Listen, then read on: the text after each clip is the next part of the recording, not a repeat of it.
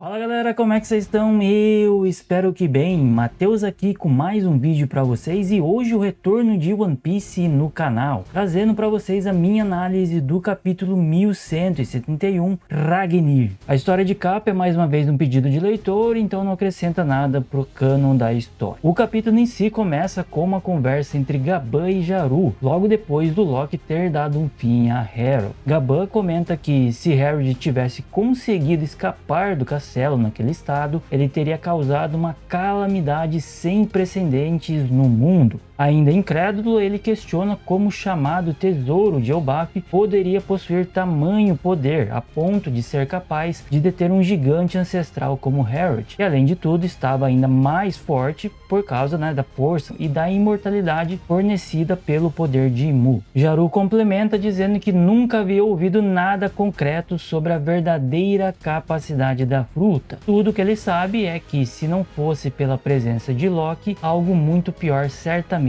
teria acontecido. Em seguida, somos levados a um breve flashback de Shanks de quando ele ainda estava nos arredores de Mary Joyce. Primeiro, vemos um trecho de sua conversa com Harrod, que afirma que o alvorecer de Elbaf só chegaria quando ele se juntasse aos Cavaleiros de Deus. Logo depois, surge seu pai, Garly, dizendo que Shanks teria à sua disposição qualquer coisa que desejasse como compensação pela terrível vida que ele levou até aquele momento. Garly ainda o instrui a esquecer tudo o que aconteceu abaixo da Terra Sagrada, afirmando que aqueles que vivem ali sequer podem ser considerados humanos. Ao relembrar essas memórias, Shanks se enfurece e agarra a marca do abismo em seu braço, quase como se quisesse arrancá-la ali mesmo. Gaban então o abraça e tenta consolá-lo, dizendo que ele não deveria se culpar pelas circunstâncias do destino envolvendo seu nascimento. Shanks, porém, rebate, afirmando que se ao menos tivesse agido antes, Harrod ainda poderia estar vivo. Gaban então reforça que o que aconteceu não foi culpa dele e pede que Shanks aguente firme e continue seguindo em frente, lembrando que todos possuem um significado na vida e que com certeza Shanks também tem um papel a cumprir. Na sequência, vemos uma das cenas mais tristes do capítulo. Loki ao lado do corpo sem vida de Harrod, chorando e se lamentando tanto pelo que foi forçado a fazer, quanto pelo destino cruel de seu pai, um homem que amou seu país até o fim, acima de tudo e de todos.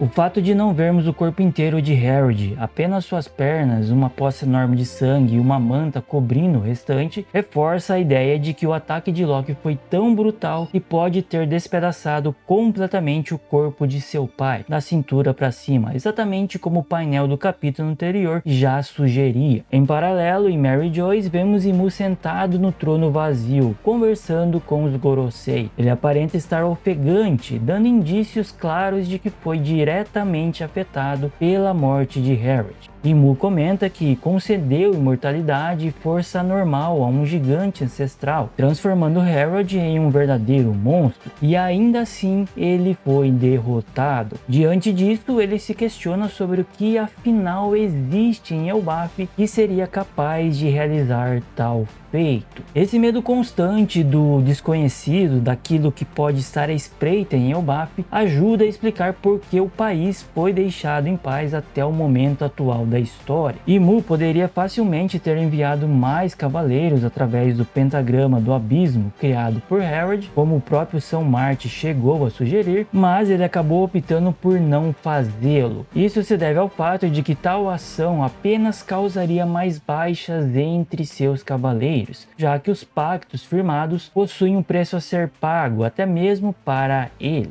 Isso levanta a possibilidade de que, quando alguém que possui um contrato com Imu morre, algo dentro dele também seja afetado ou destruído. Talvez a inspiração de Oda venha de algo semelhante às Horcruxes de Harry Potter, onde Lord Voldemort dividiu sua alma em 7 partes, espalhando fragmentos em objetos e seres vivos para alcançar a imortalidade. Partindo da suposição de que a imortalidade de Imu não depende diretamente desses contratos, afinal, ele concede a imortalidade para quem ele faz o contrato, então é seguro de afirmar que o Imu já já é imortal, né? Ele não depende desses contratos para ter a sua imortalidade. E também considerando que as marcas do abismo sejam, na verdade, fragmentos de sua própria essência compartilhada, não faria sentido ele dividir a sua alma dessa forma, colocando parte de si em risco sempre que um contratante morre, como aconteceu com Harrod. Isso indica que deve haver algo a mais por trás do real motivo que leva Imu a firmar esses contratos. Talvez seja uma maneira de estender sua presença a praticamente qualquer lugar do mundo sem precisar sair das sombras, como vimos Shanks comentar sobre sua influência no capítulo 1169. Imu vem sendo construído como um ser praticamente onipotente. Até o momento ninguém foi capaz de atingi-lo, com exceção de Joy Boy e mais recentemente Loki. Ainda assim, se ele é tão poderoso, por que precisaria de um exército? Talvez porque ele realmente não seja invencível como pensamos, e esse capítulo nos deu uma pista importante nesse sentido. Seja como for, o fato é que ainda temos muitas perguntas e pouquíssimas respostas quando se trata de Imu. Imu então continua afirmando que Harrod era um ser único mesmo entre a sua espécie, alguém capaz de engolir o próprio orgulho na tentativa de se conectar com outras raças e países. Um rei que aceitaria até mesmo se tornar um escravo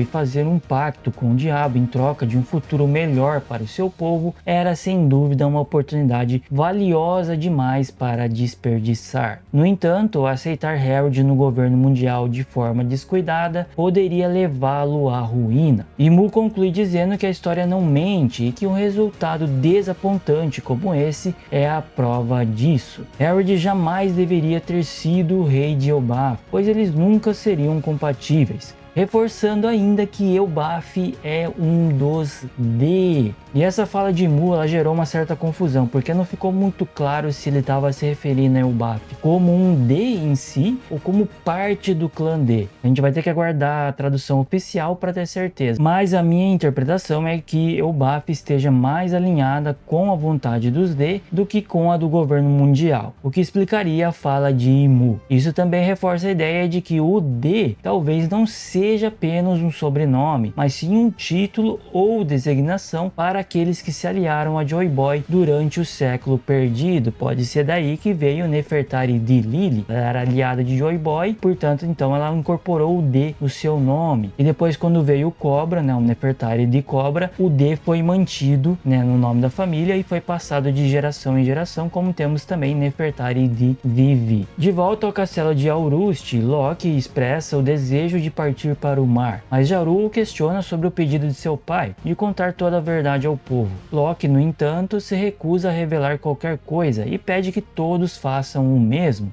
que isso signifique carregar sozinho toda a culpa perante Elbaf. Ainda assim, ele acredita que existe ao menos um pedido de Harrod que pode cumprir e decide partir para o mar com os soldados sobreviventes, usando seu poder recém-adquirido para vingar o seu pai. Jaru tenta impedi-lo, mas Loki não dá ouvidos e deixa o castelo, enquanto Shanks e Gabão observam tudo com inspeções sérias. Pouco tempo depois, a notícia que o rei Harrod havia morrido se espalha pelo país. Considerando que esses eventos aconteceram há 14 anos e que Shanks capturou e levou Loki de volta a Elbaf há apenas 6 anos, isso significa que Loki passou cerca de 8 anos navegando pelos mares. O que será que ele fez durante todo esse tempo? Talvez vejamos no futuro flashback do Loki. Eu acho que o flashback acabou tendo que ser encerrado por aqui, porque o Oda ainda não revelou qual que é a Akuma no Mi do Loki, então para evitar, né, que ele faça isso antes da hora, ele acabou encerrando o flashback agora. Pelo menos é isso que eu acho. E é possível que o rancor de Loki e o fato dele ter chamado Shanks de covarde durante sua conversa com o Luffy lá no capítulo 1131 estejam ligados a isso. Talvez o Shanks o tenha capturado justamente para impedir que ele atacasse o governo mundial antes da hora, dizendo que ainda não era o momento certo. Encerrado o flashback, retornamos ao presente. Após finalmente descobrir a verdade por trás dos acontecimentos que levaram à morte de seu pai e entender por que Aru impediu a execução de Loki, Harudin concorda em libertar o seu irmão. Ele se desculpa por ter acreditado que Loki era o responsável por tudo e afirma que agora eles devem lutar juntos por Elbaf. Luffy, por sua vez, fica extremamente feliz e animado com a libertação de Loki. Enquanto conversam, um estrondo repentino ecoa no submundo, indicando que algo despencou do alto. Logo em seguida, uma das criaturas manifestadas pelo poder de Killian, um Draug, emerge do meio das montanhas. Loki então pede para Harudin e os outros seguirem em frente e retornarem ao mundo do sol, explicando que ele mesmo pode voar até lá depois. Gaban agradece a Chopper por toda a ajuda, mas diz que também precisa subir, pois está muito preocupado com seu filho. Sanji então carrega Gaban nos braços enquanto utiliza o seu Skywalk para subir, e Chopper, posicionado no topo da sua cabeça, pede que ele mantenha Gaban o mais parado possível para evitar que seus ferimentos se agravem. Nesse momento, Loki percebe que Luffy decidiu ficar com ele, e ao perguntar o porquê disso, Luffy diz que é porque ele está animado para ver do que o Loki é capaz de fazer. Loki aceita o desafio e ordena que Ragnir mostre seu verdadeiro poder. Então ele pula em direção ao Draug e desfere um golpe devastador chamado Niflheim, ou Mundo Primordial, que atinge o Draug e libera um poder gélido capaz de congelar completamente a criatura, deixando Luffy visivelmente impressionado. Sabemos que Ragnir, apesar de não falar, é um ser senciente e capaz de raciocinar. Afinal, ele passou anos protegendo a Akuma no Mi lendária de Elbaf